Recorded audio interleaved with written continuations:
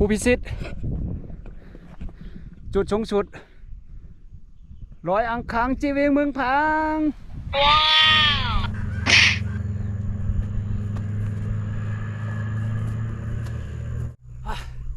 สุดยอดพี่น้องเขา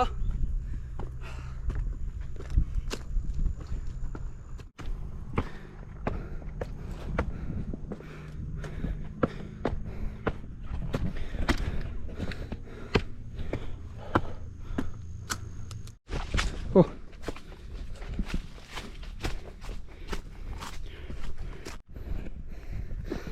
ใกล้ๆเลยจุดสูงสุดดอยอ่างขางสูงจากระดับน้ำทะเล 1,928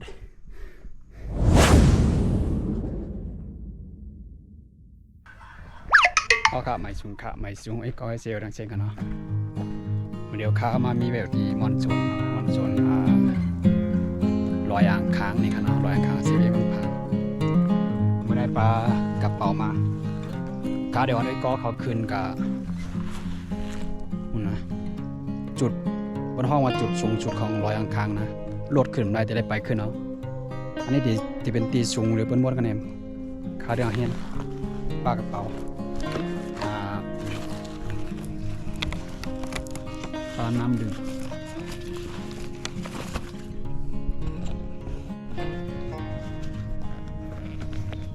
ต้องใส่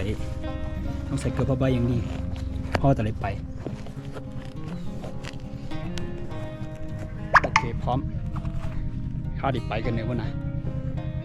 ไปขึ้นกว่าที่จุดสูงสุด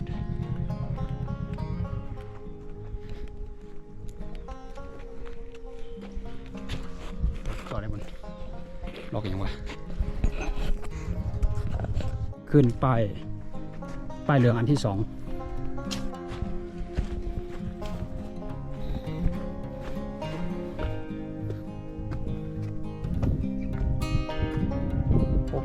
เมตร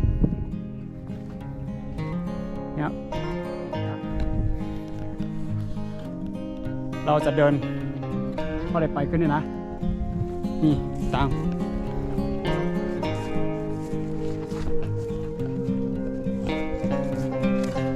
ตรงนี้เลยป่ะ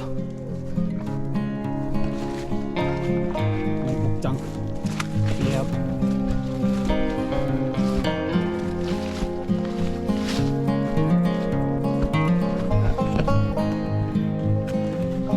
ขึ้นมันนิดเดียวก็เฮ่อป่ะโอ้โห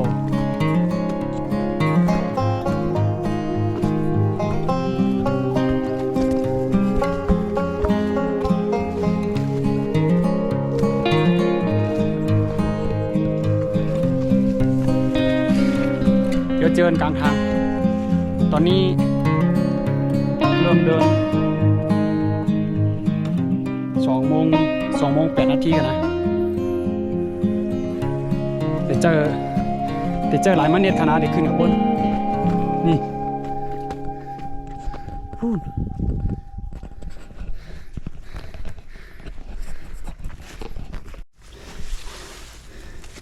ดูเวลา 14 นาฬิกา 2 โมงขนาดก็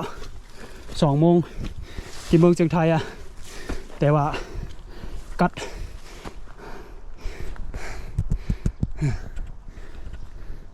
รับสิ่งพืชตามมุดตึกขอให้มาเนี่ยหรอ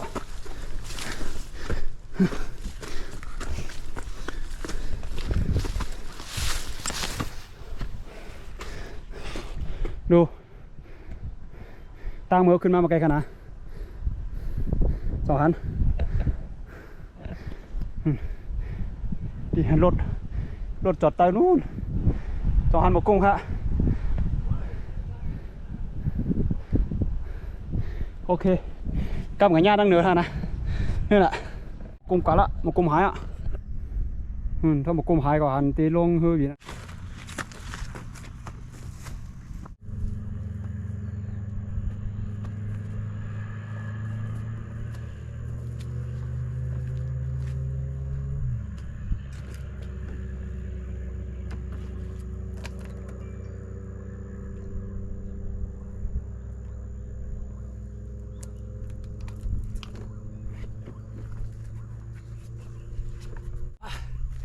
ดยอดพี่น้องเขา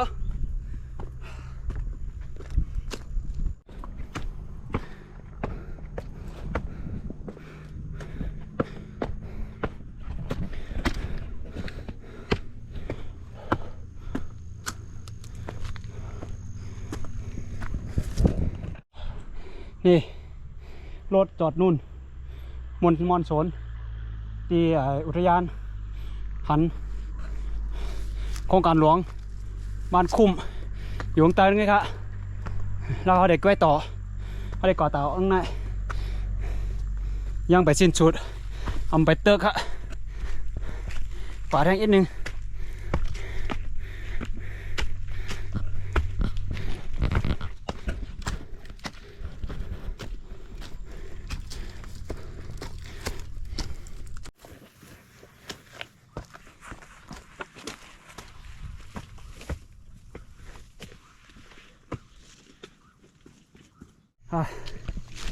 ไป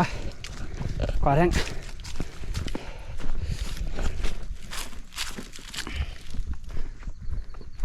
ตั้งในก็จะเป็น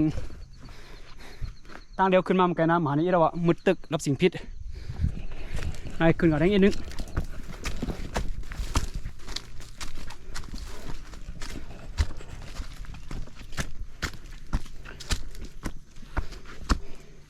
ป้อมใส่เกือบหนังไม่ได้มืนขนาดได้แคบตีนไม่ได้แคบตีนขาดแน่นอน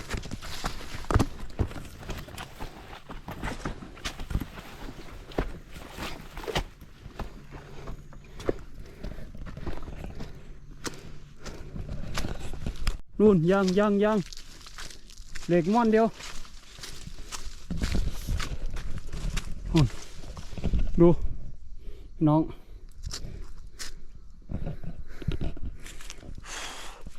เดินมาหนองนู่นเด็กนิดเดียว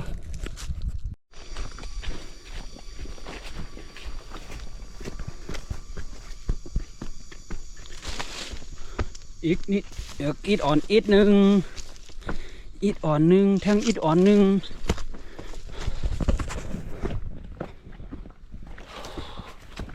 ปีที่กองเด็กเชียงอ่ะ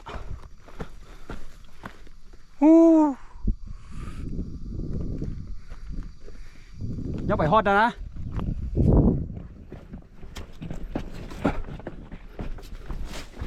ใกล้นี่ไงครับผมถึงแล้ว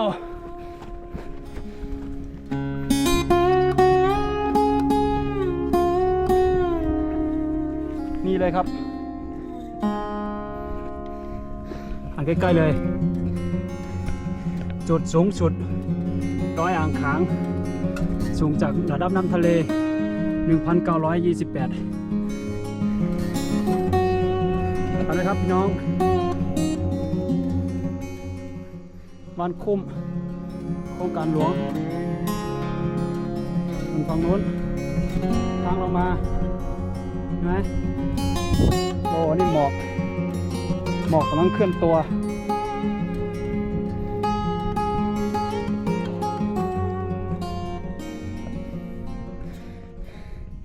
ผู้พิชิต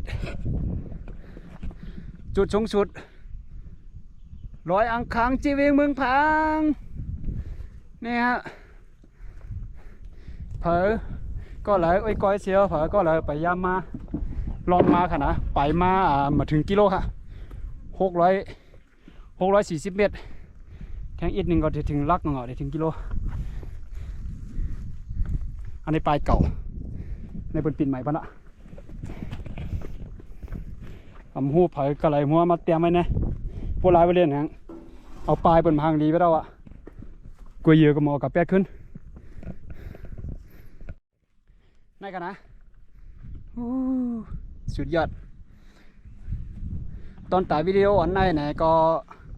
เตย้อนหรือไว้กันนะอย่างขนาดยินจมอย่างนำขนาดเดี๋ยวไอ้ก้อยเสียเขากดเข้ามาตัวแล้วก็อย่าลืมกดเข้าไปติดตามปันปันแห้งขาวอีกนึงค่ะเนาะเมื่อเดี๋ยวได้ผู้ติดตามก็จะถึง 9,000 แล้วค่ะนะชูต้องให้มันถึง10,000สิกำค่ะจอยกันอีกนึงค่ะนะกดเข้าไปติดตามเสียเงินสักบาทค่ะนะยินจมอย่างนำค่ะ